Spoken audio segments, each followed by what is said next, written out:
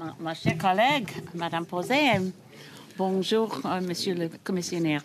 Look, I want to focus on law and just quickly. Parlons de loi.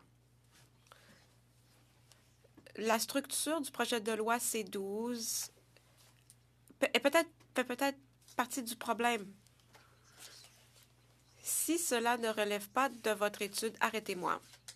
60 pays dans le monde ont des lois sur la responsabilité sur le climat.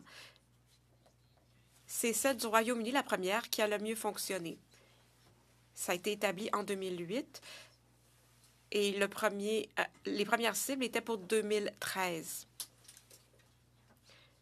La même chose en Macédonie. On avait des cibles à 5 ans.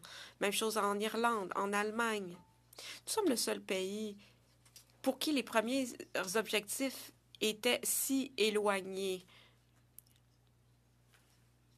Parlons de l'horizon politique.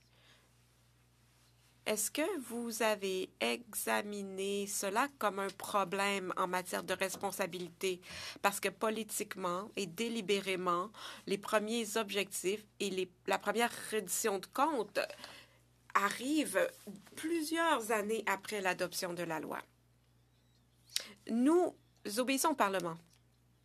C'est les parlementaires comme vous qui choisissent ensemble ce que contiennent les lois.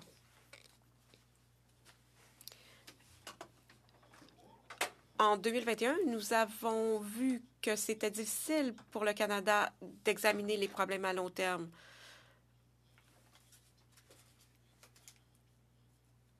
C'est difficile pour le Canada de prendre un objectif à long terme et de le traduire en objectif à court terme.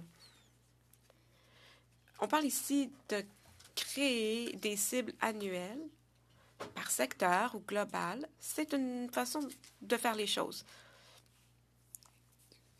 Bon, on parle d'un budget carbone et de mesures carbone. Vous l'avez dit dans plusieurs rapports. Nous ne réduisons pas les émissions et ça augmente les coûts. Les coûts augmentent lorsqu'il y a des événements climatiques et les risques augmentent. C'est pour cela qu'il faut s'adapter. Lorsque nous tardons à prendre des vraies mesures, les mesures à prendre pour atteindre les objectifs mondiaux et nationaux sont plus chères et dépassent les risques. À l'échelle mondiale, plus un pays tarde à faire la transition vers la carboneutralité, plus l'économie et la société doivent payer un prix élevé. Monsieur Bachrach. Merci, Monsieur le Président.